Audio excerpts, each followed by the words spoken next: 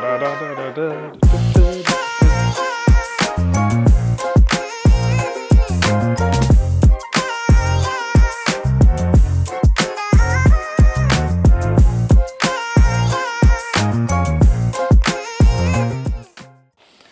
guys, we're back in the workshop after the Initiate show at Goodwood, where we had an absolutely smashing time and destroyed the whole rear end of my lovely Volvo 740. Now, this was always going to be inevitable, and we did build it to take some impact because she's got a big ass on her, and all these tracks and drifting are now putting walls everywhere, and yeah, it has to be sacrificial. So. It is, in some ways it's sad because it was mint before, but other ways I'm really happy that it's actually getting used. And what we did find is it was the way the car handles when it runs against the wall is really good. Not once did I feel the car kind of change direction when you're scraping on the wall, which is what would happen if we had the complete kind of standard rear end where it was all fully metal. If you have your car set up like that and you're running walls, you can hit the back of the wall and it could suck the car in and then you damage more. Now, I think that was a bit of an extreme learning curve at Goodwood because not only did we have a huge crowd and it was more of an exhibition kind of event, so I was definitely kind of more just putting it in the wall probably a bit further than I should, and that resulted in full Kevlar damage. So I'll kind of give you on this video a bit of a roundup of what we're going to have to do to fix it and what we're going to do to prepare for our next event, which is Gearbox at Mantorp Park. So, damage report number one, we hit the plastic barriers at Goodwood, which I thought were not filled with water, and then overnight they filled them with water, and that kind of bent this bit of metal. That's bent back, not really a big problem. Running the hay bales, we absolutely smashed our bash bars. We bent them back during the day, but Ben has already made new ones, and now we're going to make some spares, so during events, when it's more important, we can swap for new ones halfway through the event.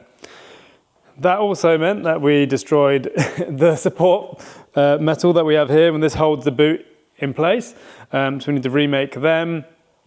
But other than that, the car is good. There's only really, the only bits of damage are the bits that are supposed to be damaged, except for the carbon Kevlar, which, to be fair,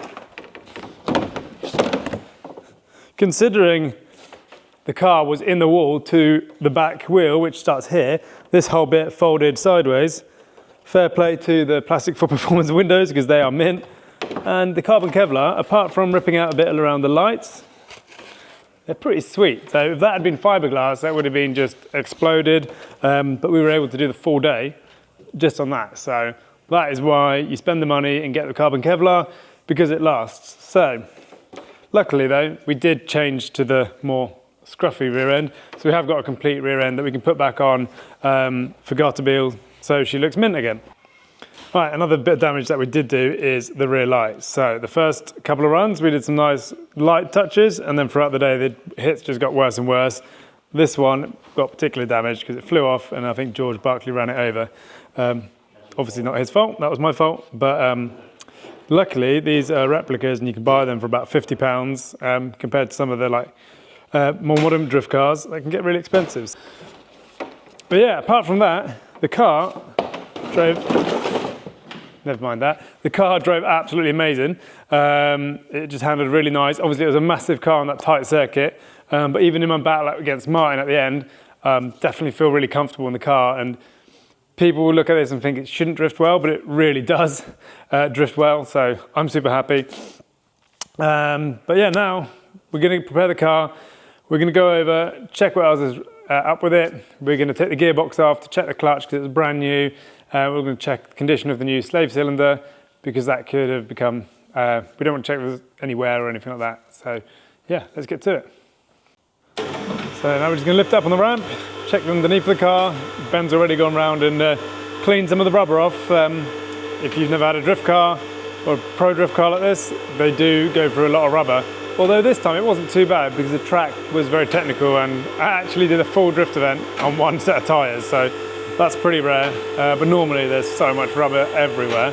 Right, so the first thing we're going to do is take the gearbox out, get the clutch inspected, make sure that's all good. We have to take the exhaust off first, and We've actually been having some problems with the exhaust, but I think this time they actually had no damage whatsoever. This here, I don't know if you can see, is round. That was supposed to be oval. You can see how this is the oval section here. I don't know if you can see that on the screen. But yeah, that was oval. The heat and the kind of bangs from the rotary engine has just exploded that. So what we're going to do, I've actually ordered the parts to make this, turn it back into a round system. So if you're running rotary cars, I would not go for the oval tube. Round, just going to work so much better when you've got a lot of heat. And hopefully that means we're going to have a bit bigger, less restriction here. We should get some more power as well. So that's good, isn't it, Ben? Yeah, hopefully I ain't got to keep fixing the exhaust. More power. Right, let's crack on. Come on, Ben, you're like a human impact wrench. She's off. She's mint.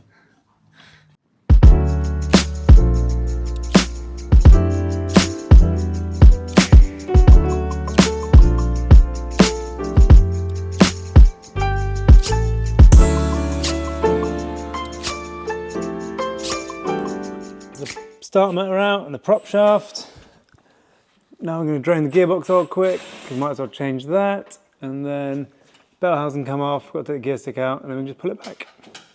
The gearbox, and we're checking on the magnetic sump plugs, just for metal, just a tiny bit of metal paste really, which is quite normal in these boxes. A tiny bit of little metal chipping on that one, but nothing big. Probably tiny edge of one of the dog gears, but normally if you know something, this is quite a quick way to see if anything's really wrong, because you'd find loads of metal on there. So yeah, nothing really to worry about there, which is good. So next up, we need to take the gear stick out. That will allow the gearbox to drop down and slide out. Got to remove our nice mahogany cover here. And then we're going to disconnect the quick connect on the slave cylinder, so the hydraulic line doesn't come with the gearbox in a minute. And just get rid of or unclip some of the wiring for the gear position sensor. And then she's ready to come out. Gear stick comes out just with the one pin, and that can just drop back down the hole, and she's ready to slide back. Bang. We've got this neat little solution to stop the engine leaning back when we take the gearbox out. Just got this metal bar that sits underneath the dry sump plate, and then we put these here, and now when you take the gearbox out, the engine stays in one place. So amazing.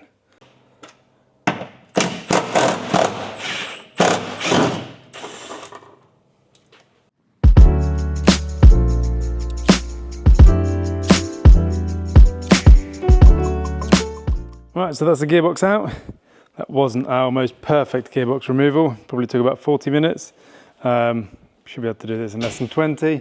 But we're relaxing.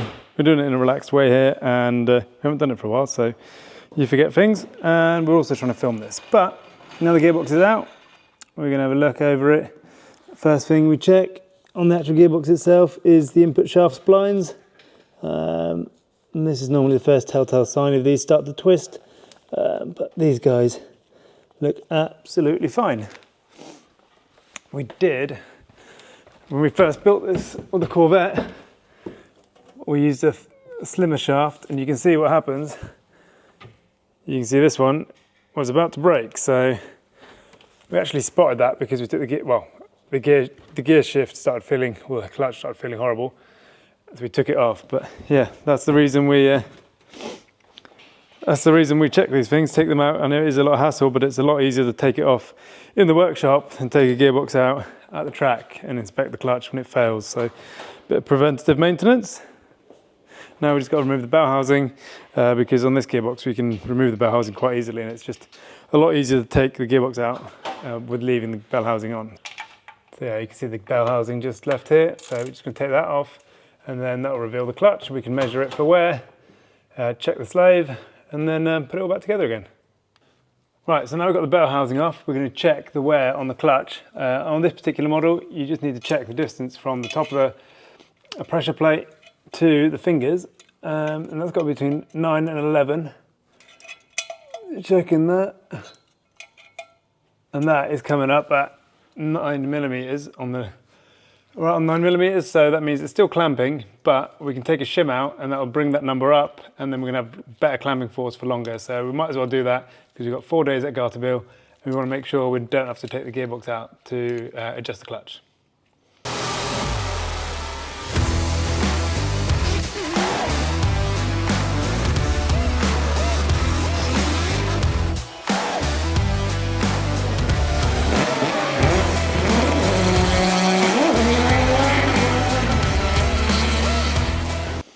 Right, so now we've got the clutch out, we can inspect all the little parts. You've got the plate and the actual friction plates. They all look good. And here you can see these little washers or shims. Shims they are. So there's 3 shims on there. And we are going to remove 1 each. And that should get it back in that clamping sweet spot. And then we're good to go again. Right, so now we've got the clutch back in. We've taken the shim out on each of these posts. Got the alignment tool back in. And we've just got to wind these down 25 Newton meters. That should keep it all aligned, and then we're good to go.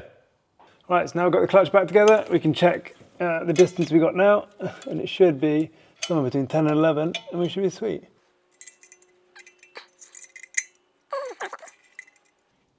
Cool, so we got about 10.5 all the way around. Spot on, like a new clutch again.